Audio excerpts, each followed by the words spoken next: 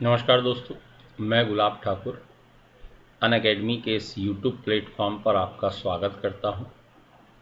और इस वीडियो श्रृंखला के थ्रू हम देख रहे हैं पेपर 4 दर्शन शास्त्र, मनोविज्ञान और लोक प्रशासन एमपीपीएससी मुख्य परीक्षा का जो द्वितीय प्रश्न पत्र है उसकी पहली यूनिट, जिसमें हम थिंकर्स को देख रहे हैं। थिंकर्स में हम सबसे पहले आज कौटिल्य के राजनीतिक विचारों को देखेंगे, क्योंकि इसके पिछले वीडियो में हमने कौटिल्य के सामाजिक विचारों को देखा। तो कौटिल्य के सामाजिक विचारों के बाद आज हम कौटिल्य के राजनीतिक विचार को देखेंगे। कौटिल्य के संपूर्ण दर्शन को हमने दो भागों में बांटा था, एक सामाजिक दर्शन और एक राजनीतिक दर्शन।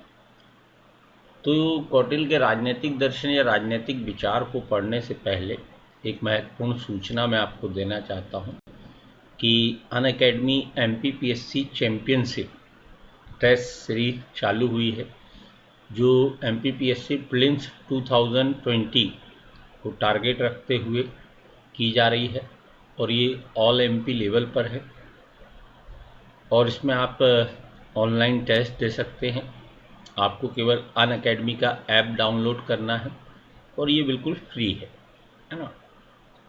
पहला मॉक टेस्ट इसका हो चुका है, तो अगर आपने वो मिस कर दिया है तो आप दूसरा मॉक टेस्ट, जो कि 31 मई को होने वाला है, मॉर्निंग में 10 बजे इसका पहला पेपर होता है ना। और दोनों पेपर लिए जाते हैं और बायलैंग्वेज होते हैं और सेम वही पैटर्न होता है जो कि एमपीपीएससी एग्ज़ाम का पैटर्न होता है। तो आप ये दे सकते हैं और बाया मेल के थ्रू आपको आपके नंबर्स का पता चल जाएगा और आपकी ऑल एमपी में रैंकिंग क्या लगी है उसका भी आपको पता चल जाएगा, है ना।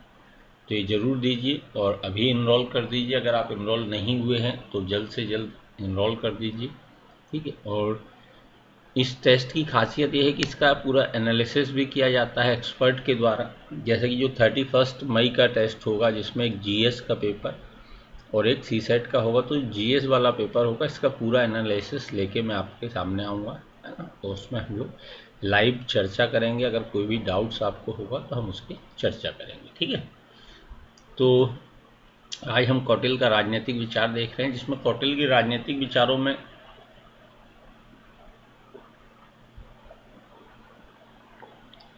कौटिल्य का राज्य की उत्पत्ति का सिद्धांत आता है, जिसे सप्तांग सिद्धांत भी कहा जाता है। कौटिल्य का विदेश नीति का सिद्धांत आता है, जिसे मंडल सिद्धांत कहा जाता है। और तीसरा कौटिल्य का भ्रष्टाचार संबंधी विचार आता है। तो आज हम कौटिल्य का राज्य की उत्पत्ति का सिद्धांत देख रहे हैं। कौटिल्य ने राज्य के संबंध में जो विचार दिए हैं उसे सप्तांग सिद्धांत कहा जाता है। कौटिल्य से पहले राज्य की उत्पत्ति का देवीय सिद्धांत चलता था। ये माना जाता था कि भाई राजा जो है वो ईश्वर का अवतार है, अतः राजा की प्रत्येक बात को स्वीकार करना चाहिए, क्योंकि राजा ने अगर कुछ कहा है तो ये माना जाए कि वो ईश्वर ने कहा है। तो कौटिल्य राज्य की उत्पत्ति के इस देवीय सिद्धांत का समर्थन नहीं करते हैं। वो देवीय सिद्धांत के स्थान पर राज्य की उत्पत्ति के सामाजिक समझौते के सिद्धांत को प्रस्तुत करते हैं। कौटिल्य कहते हैं कि साहब देखिए, राज्य की उत्पत्ति से पूर्व की जो दशा थी उसे वो अराजकता की संज्ञा देते हैं। अराजकता है ना, शब्द से अराजक, जब किसी का राज ना हो, यानी नियमों का अभाव, कानून का अभाव, उसे क्या कहा जाता है? अराजकता वाला माहौल। हम कहते हैं क्या अराजकता वाला माहौल बना रखा है, मतलब कि कोई भी जब नियमों को ना माने, नियमों की अनुपस्थिति हो, कानून की अनुपस्थिति हो, तो उसे कहा जाता है अराजकता। तो वो कहते हैं साहब,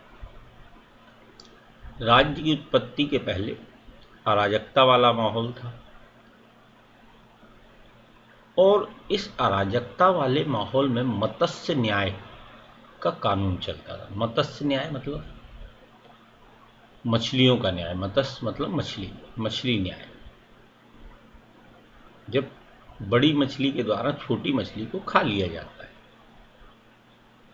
तो इसी प्रकार से जो शक्तिशाली लोग रहते थे वो कमजोर लोगों को परेशान करते थे, मार देते थे क्योंकि नियमों कानूनों का क्या था, अभाव था। तो इसे कहा जाता है मत्स्य न्याय का सिद्धांत। तो कौटिल्य कहते हैं साहब राज्य की उत्पत्ति के पहले मत्स्य न्याय था, छोटी मछली को बड़ी मछली के द्वारा खा लिया जाता था। तो इससे परेशान होकर लोगों ने क्या किया, राजा मनु को अपना राजा चुना। एक व्यक्ति जिनका नाम था मनु, उनको लोगों ने क्या किया, राजा के रूप में चुना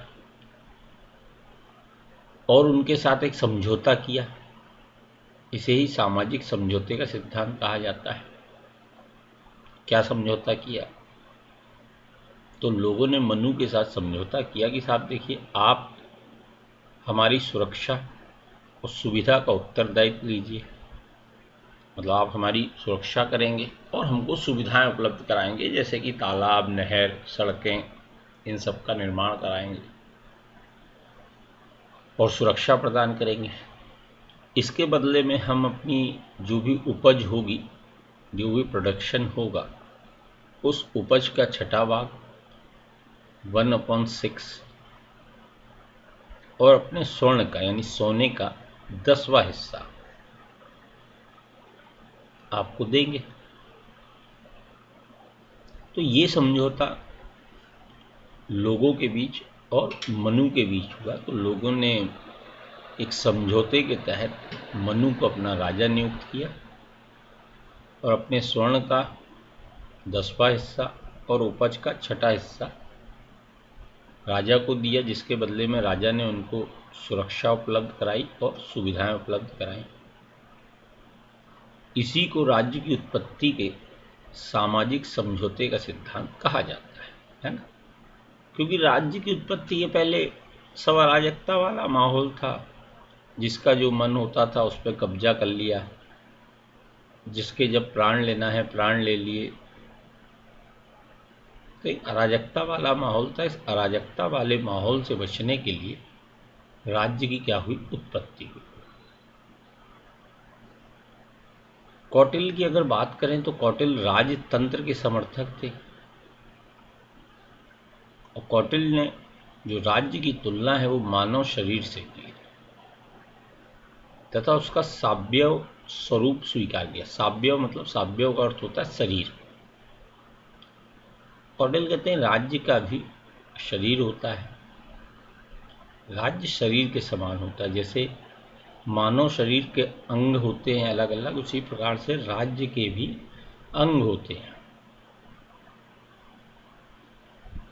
और कौटिल्य के अनुसार राज्य के जो सभी तत्व हैं वो मानव अंगों के समान परस्पर एक दूसरे से जुड़े हुए हैं और एक दूसरे पर अंतर्निर्भर हैं।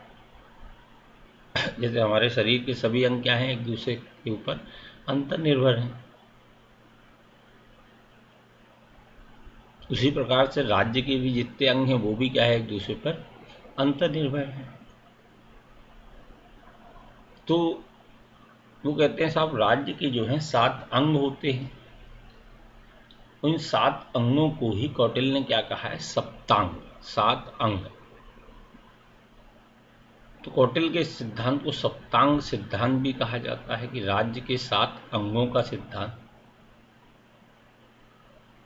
जिसमें वो राज्य के अलग अलग 7 अंगों की क्या करते हैं, चर्चा करते हैं कि भाई राज्य के जो हैं 7 अंग हैं। तो कौन कौन से अंग हैं उनकी वो बात करते हैं कि राज्य के 7 कौन कौन से अंग हैं।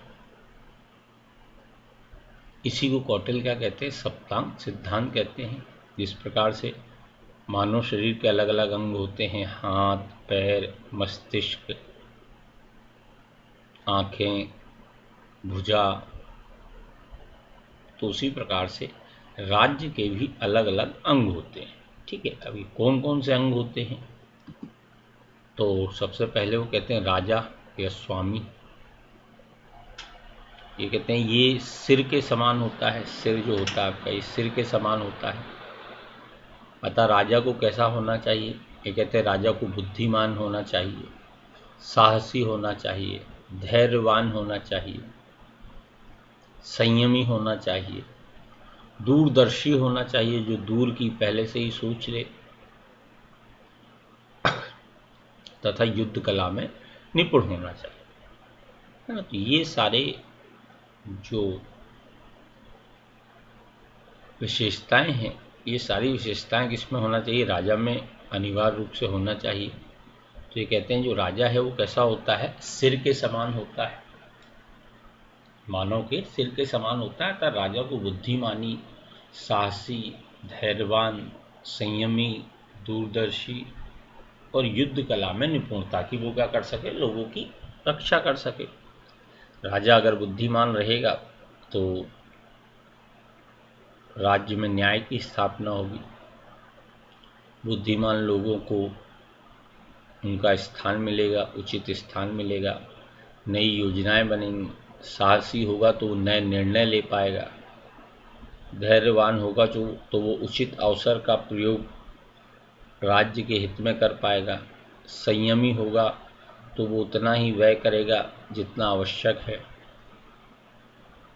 दूरदर्शी होगा तो वो उचित योजना का निर्माण कर पाएगा राज्य के हित के लिए। तो कहते हैं एक राजा या जो स्वामी होता है वो राज्य के सिर के समान है और उसमें ये सभी गुण अनिवार्य रूप से होने चाहिए। दूसरा वो बताते हैं अमात्र या मंत्री। यहाँ पर मंत्र लिखा हुआ है ना, वो मंत्र नहीं है, मंत्री है। अमात्र या मंत्री, जो कहते हैं राज्य की आंखें होती हैं। मंत्री क्या होती है? राज्य की आंखें होती हैं। ये अपने ही देश के नागरिक होते हैं। भाई ये राज्य की आंखें कैसे? क्योंकि राजा को जो जानकारियां मिलती हैं वो किसके माध्यम से मिलती? मंत्रियों के माध्यम से। राजा को जो अलग अलग विभागों में देखरेख का कार्य करना पड़ता है वो किसके माध्यम से करता है? इन मंत्रियों के माध्यम से करता है ना। कैसे करेगा? वो मंत्रियों के माध्यम से। एक अकेला राजा तो हर जगह जाके सभी कार्य नहीं देख सकता है, तो उसे उसके कार्यों को देखने के लिए योग्य व्यक्तियों की आवश्यकता होती है। और ये योग्य व्यक्ति कौन है? मंत्री लोग होते हैं। तो ये राज्य की कैसी होती है? आंखें होती हैं। तो ये अपने ही देश के क्या होते हैं? नागरिक होते हैं। तो कौटिल्य कहते हैं साहब कि ये जो मंत्री होते हैं इन्हें चरित्रवान होना चाहिए, योग्य होना चाहिए और स्वामी भक्त होना चाहिए।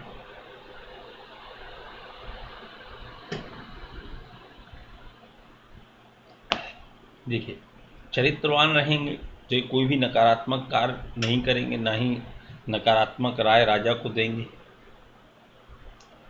योग्य होना चाहिए क्योंकि इनको महत्वपूर्ण पदों पर इनकी नियुक्तियां होती हैं, महत्वपूर्ण कार्य इनको देखने पड़ते हैं। तो मंत्रियों को कैसा होना चाहिए? योग्य होना चाहिए।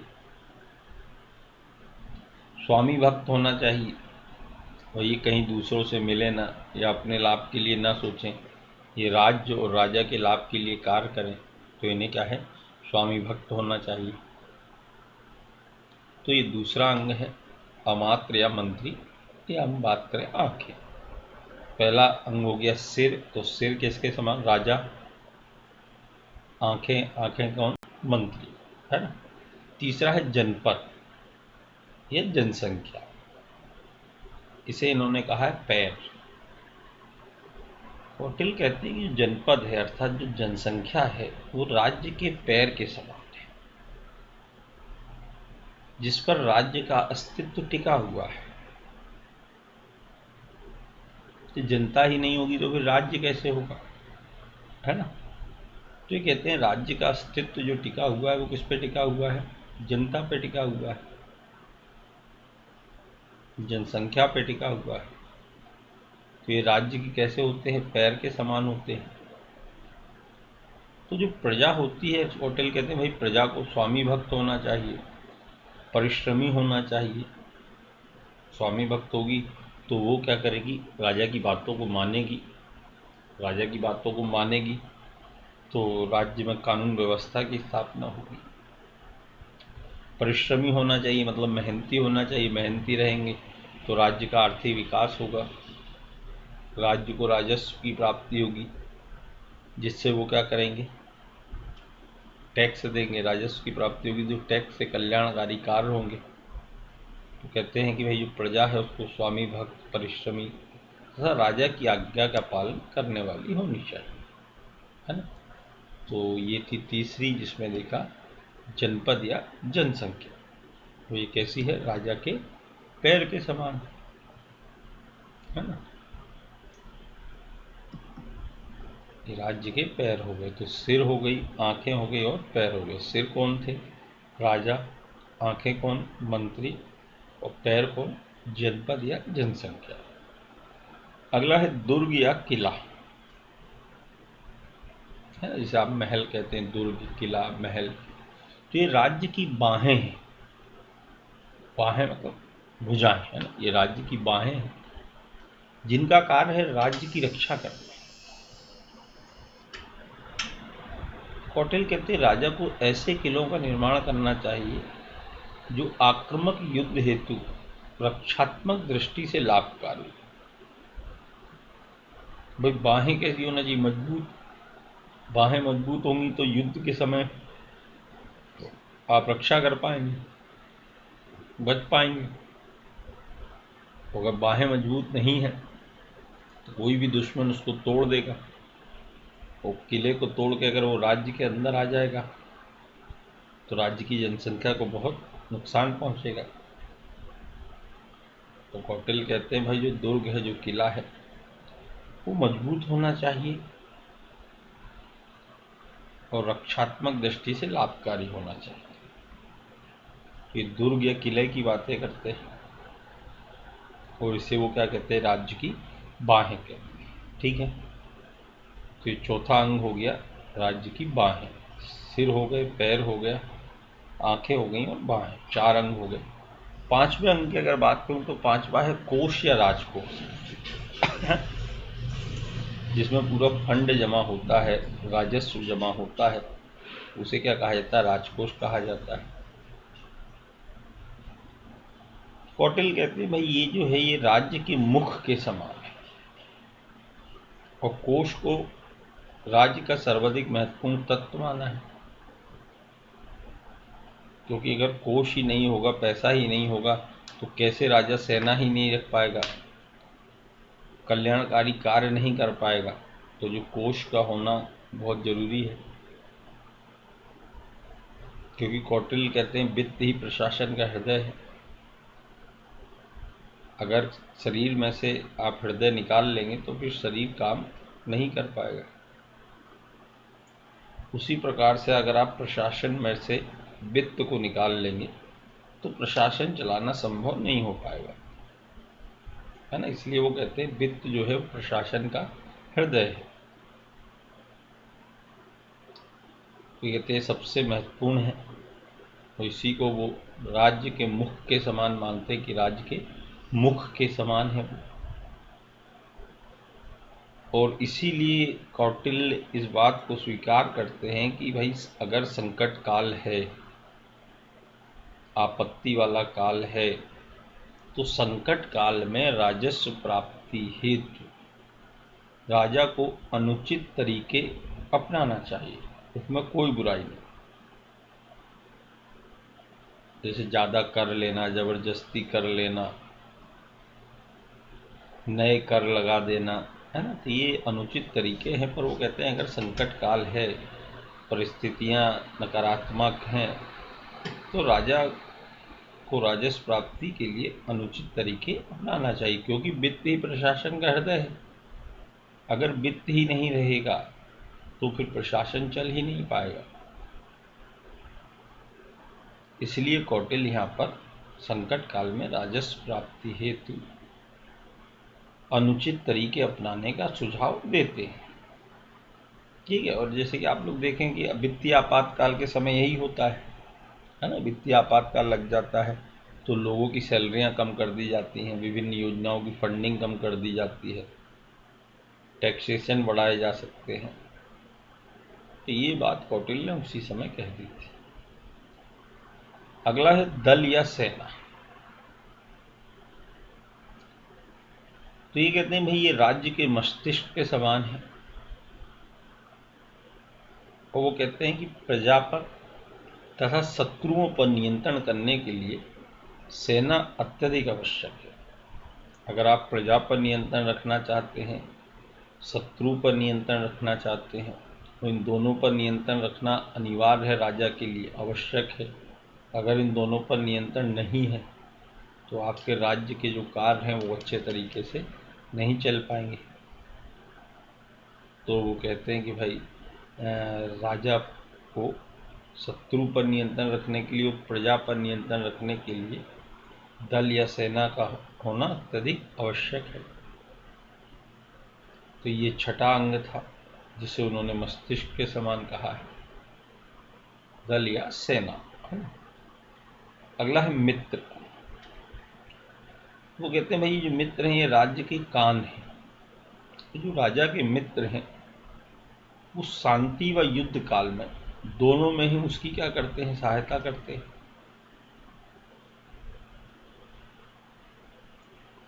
तो कान मानते हैं क्योंकि देखिए अगर पड़ोसी राज्य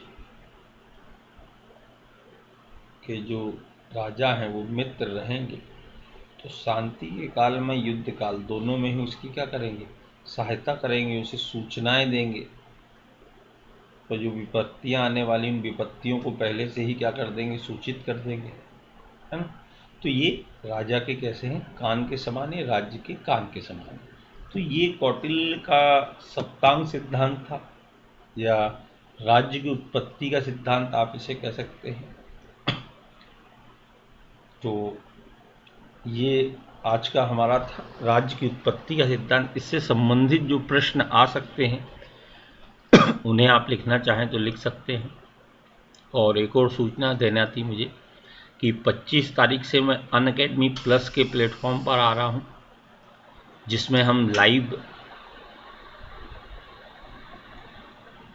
रहेंगे। और लाइव रहने से आपके जो भी प्रश्न रहेंगे, जो भी डाउट्स रहेंगे, उन सारे डाउट्स को वहीं पर मैं क्लियर कर दूंगा। और पूरा क्लास जैसा माहौल रहेगा कि जो भी मैं पढ़ाते जा रहा हूँ उससे संबंधित जो भी डाउट्स रहेंगे वहीं के वहीं वो क्लियर होते जाएंगे। बाकायदा आपको एक टाइम टेबल बता दिया जाएगा, जैसे कि अभी संविधान की क्लास 7:30 से 9 बजे तक रहेगी। किस दिन कौन सा टॉपिक रहेगा तो आप अनअकैडमी पर जो मेरा गुलाब ठाकुर करके अगर उसमें आप इंटर करेंगे तो आपको पूरा शेड्यूल मिल जाएगा कि 25 तारीख को क्या टॉपिक रहेगा, 26 को क्या रहेगा। और हर तीसरी क्लास के बाद जो भी डाउट्स रहते हैं उनको क्लियर करते हैं पिछले टॉपिक्स के। तो बड़ा ही वैज्ञानिक तरीके से इसका निर्माण किया गया है। तो अगर अभी तक आपने अनअकैडमी प्लस का सब्सक्रिप्शन नहीं लिया है तो आप अनअकैडमी प्लस का सब्सक्रिप्शन ले लीजिए, और उसमें आप मेरा रिफिल कोड अगर यूज़ करेंगे गुलाब10 GULAV गुलाब10 तो आपको 10% का डिस्काउंट मिल जाएगा। साथ ही मेरी होने वाली सभी कक्षाओं को आपको पहले से ही जानकारी हो जाएगी कि कब कौन सी कक्षा है, और एथिक्स का कब कक्षा लग रही है, मध्य प्रदेश की कब लग रही है, और संविधान की कब लग रही है, समाजशास्त्र की कब लग रही है ना। जो समाजशास्त्र नया विषय ऐड हुआ है, लोक प्रशासन जो नया विषय ऐड हुआ है, मनोविज्ञान जो ऐड हुआ है, इन सबको मैं अनअकैडमी के इस प्लेटफॉर्म पर पढ़ाऊँगा। और उसमें लाइव रहेंगे तो पूरा क्लास के जैसा माहौल रहेगा। 1 से 1.5 घंटे की क्लासेस रहेगी, पूरा टॉपिक आपको कवर हो जाएंगे, कैसे प्रश्न आना है, कैसे उसके आंसर राइटिंग करना है, ये सारी चर्चाएं हम लोग उसमें करेंगे। तो अगर आपने अभी सब्सक्रिप्शन नहीं लिया है तो अनअकैडमी का पहले तो आप ऐप डाउनलोड कर लीजिए और फिर उसके बाद आप उसका सब्सक्रिप्शन ले सकते हैं, ठीक है। तो जो मंथली भी ले सकते हैं, ईयरली भी ले सकते हैं, तो जो भी आप लेना चाहें आप उसमें लीजिए। और गुलाब10 रिफिल कोड अगर आप इस्तेमाल करते हैं तो 10% का आपको उसमें छूट मिल जाएगी, ठीक है। तो इससे रिलेटेड कोई क्वेश्चन कैसा आ सकता है कौटिल्य की राज्य की उत्पत्ति के सिद्धांत में, तो प्रश्न आ सकता है कौटिल्य के राज्य संबंधी विचारों का वर्णन कीजिए। दूसरा ये पूछा जा सकता है कि कौटिल्य के सप्तांग सिद्धांत की विवेचना कीजिए। है ना। तो ये इससे प्रश्न बन सकते हैं। तो इससे संबंधित अगर आपको कोई डाउट्स हों तो आप कमेंट्स बॉक्स में डाल सकते हैं, और मैं प्रयास करूँगा कमेंट्स बॉक्स में ही कमेंट्स करके कि आपके जो डाउट्स हैं वो क्लियर कर सकूँ।